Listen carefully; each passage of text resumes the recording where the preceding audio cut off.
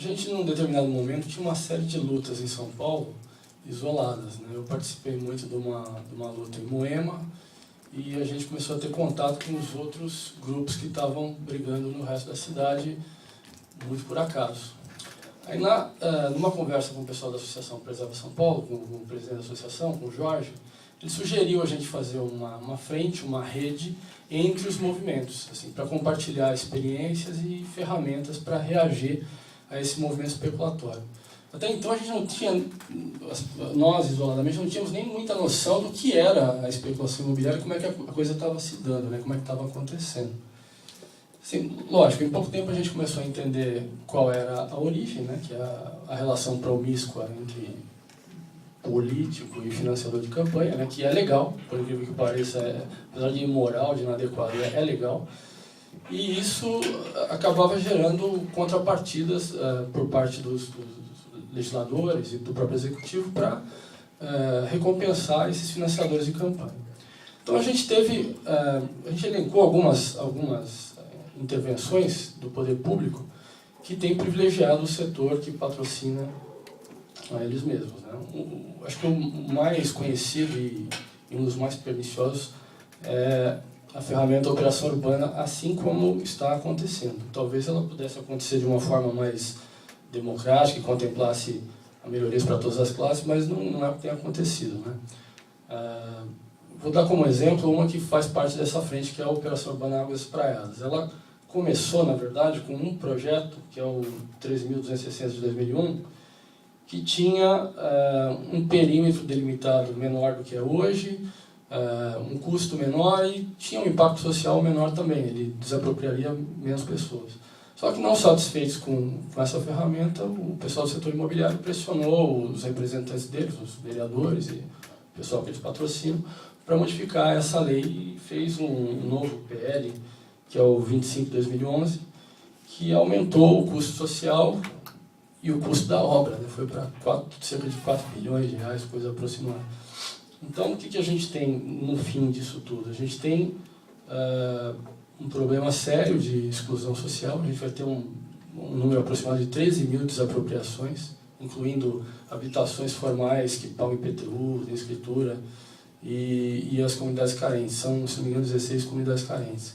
Então, esse pessoal está realmente excluído daquela região de uma forma ou de outra, assim, ou pela ferramenta da desapropriação ou pela ferramenta da majoração dos preços que vão se estabelecer ali em função da valorização do bairro, né? Então você vai ter valores venais majorados, os aluguéis vão aumentar, os preços dos imóveis vão aumentar, e automaticamente quem estava lá não vai poder ficar de uma forma ou de outra, vai estar excluído, né? Uma outra ferramenta também que tem sido usada bastante intensamente pelo prefeito, por enquanto ele acabou desistindo aí por uma série de motivos, mas ele tentou vender 20 terrenos públicos, né, 20 áreas que são patrimônio público, alegando que isso tinha um objetivo social, um fim social, que era construir creches na periferia, onde tinha carência de creches. Só que nessa lida aí com o Ministério Público, com os promotores, a gente descobriu que isso aí não é possível, né, porque a legislação impede que esse recurso seja encaminhado para esse fim, porque a venda de patrimônio público tem que ser direcionada prioritariamente para o pagamento de precatórios, se esses precatórios existem e existe um volume muito grande a ser pago. Então, também é uma alegação falaciosa, não tem correspondência nenhuma com a verdade, isso não é real. Uma outra ferramenta que é a mais discreta, mas é que provoca também um estrago bastante grande, é uma que foi implementada pelo ex-secretário de Transportes e ex-presidente da CET, Alexandre de Moraes, que é o Plano de Readequação Viária, né? Parece muito bonito, porque eles colocam umas frases assim, o bem privado não pode ocupar espaço público, então você não pode estacionar, coisa desse tipo. Parece bom, né? Um bairro que a gente tem uma lida bastante intensa é o bairro de Moema. Lá foram suprimidas 3.800 vagas de estacionamento, né? E daí, né? Qual foi a resultante desse processo? Com essa supressão das vagas, o comércio tradicional do bairro, que era um comércio familiar, não abrigado em shopping, ele começou a quebrar. e quebrar muito rápido, porque além de não poder receber o cliente, começou a gerar problemas de logística. Então, assim, a gente já avaliou cerca de 250 imóveis comerciais deixados para trás, né, abandonados, lojas fechadas. E daí? E daí que o setor imobiliário está de olho aberto para essa circunstância e começou a remembrar os lotes, comprar esses lotes pequenos e remembrar os lotes.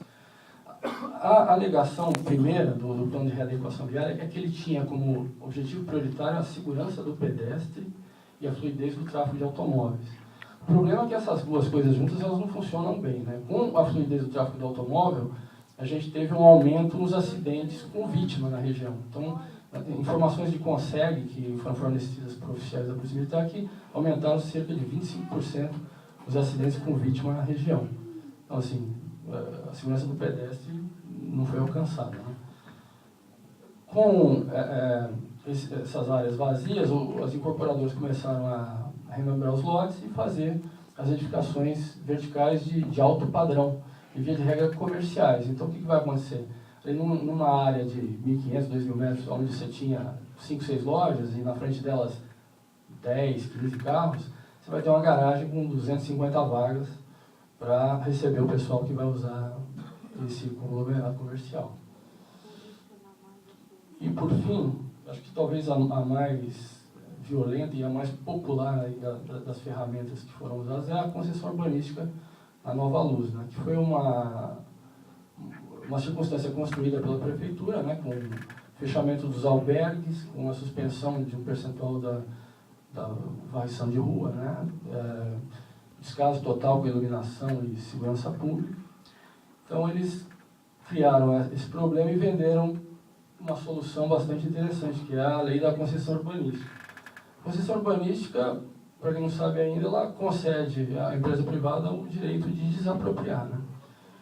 Então, a gente tem lá também uma área de mais ou menos 45 quarteirões que vai ser passada para a iniciativa privada fazer o que bem entender. Bom, isso tudo acaba levando a crer que a gente não estava preparado para isso, né? Só que o outro lado estava bem preparado, né? Que, por exemplo, o registro do consórcio Nova Luz, o primeiro registro, é do ano de 2001. E, se não me engano, antes da formatação do plano diretor, esse consórcio já existia, já estava viabilizado. Então, assim, eles estão se preparando há muito tempo. Uma outra coisa importante, que a gente não pode deixar de mencionar, é que o Estatuto da Cidade é uma peça fantástica, só tem um probleminha, né? O artigo 4º, inciso 3º, que falava justamente da participação popular, da necessidade da participação popular imperativa, quando se usa a verba pública, tinha que ser respeitada. Então, as associações, os moradores, as entidades tinham que ser consultadas para viabilizar qualquer processo urbanístico, de mudança urbanística, que usasse verba pública. E nos dispositivos gerais tinha um artigo 52 que dizia da punição para o prefeito que não cumprisse essa lei, que caía no crime de improbidade administrativa, teria sanções de toda a ordem, né? Sanções políticas, sanções criminais e por aí afora. Só que o ex-presidente Fernando Henrique Cardoso vetou esse artigo 52, que punia o prefeito que não cumprisse o artigo 4º, inciso 3º. Então a participação popular já ficou relegada a segundo plano dentro desse documento.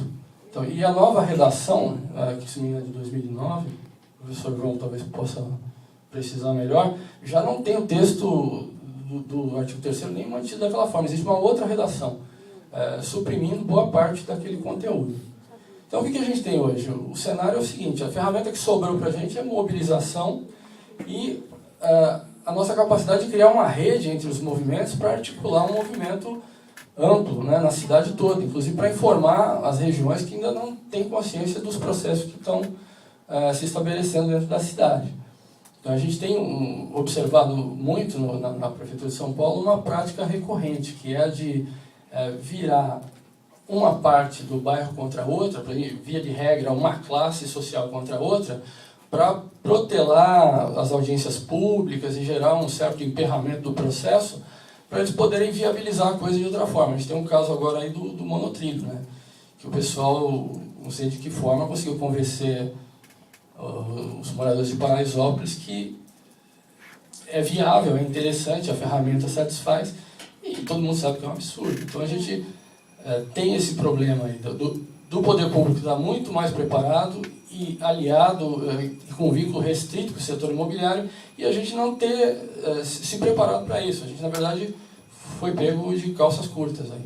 Então, para concluir, o interessante nesse momento e o que sobra para a gente é a mobilização, a conscientização e tentar mudar essa lógica de representatividade que está completamente equivocada, né? A gente tem um segmento representado e os demais à margem das decisões. Então, o que fica como mensagem final é isso, que a gente precisa mudar a lógica de representatividade para poder valer os direitos de todos.